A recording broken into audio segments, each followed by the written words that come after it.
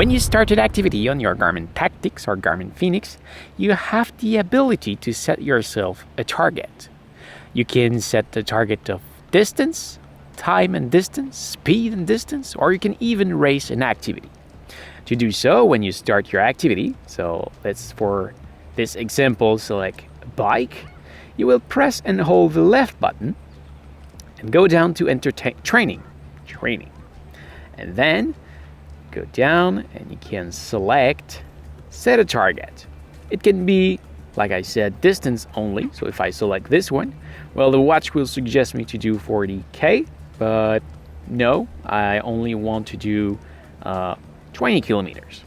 So let's select 20 kilometers, and that will add this page to my activity page. So I'm on cycling. So actually, you see, that's my cycling page.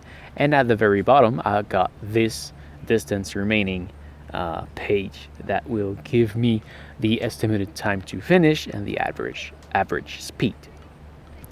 Now, if I want something else, so I return to bike, hold the menu button, go down to training, and again select set a target. But this one I would say I want to do distance and speed. So I know I want to do again 20 kilometers, but I want to give myself the objective to do it at an average speed of 30 kilometers.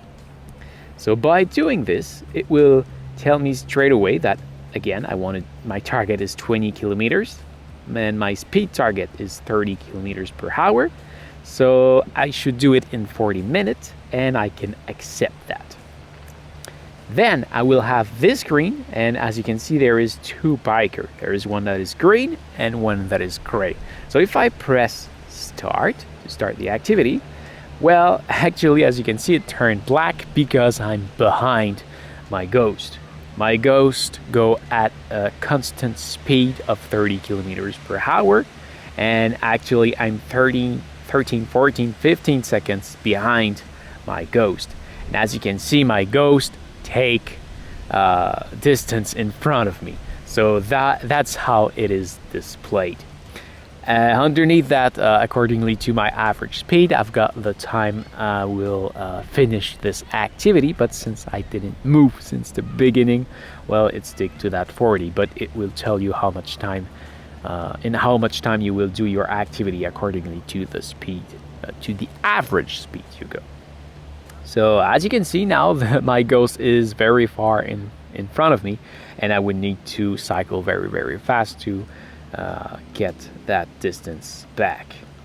So yeah, that's with lap 112. Whoops, that was a lap. I will stop that activity because there is another way we can race something, and that will be race an activity. So again, discard yes.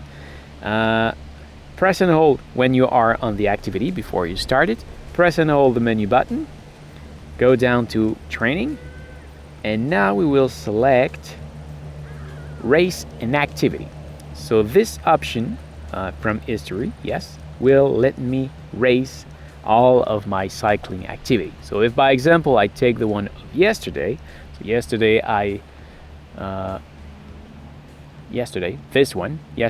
cycled 19.46 kilometers, and it took me 53 minutes. So I can select this one and I can race that activity.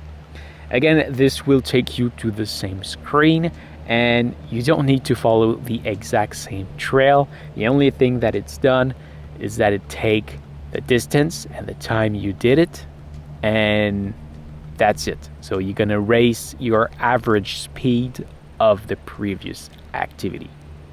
That's it.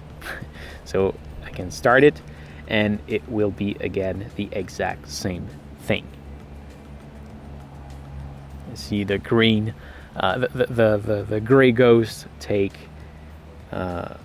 go in front of me, and it's pretty much that's it. You don't need to use the same path.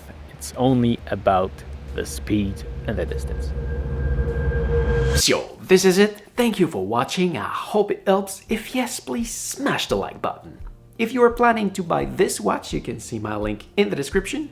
And don't forget to subscribe to my channel so you can find me back easily next time you need help. If you want to see my other tutorial about this watch, you can see my playlist just right here. And you can also find me on my main channel just right there.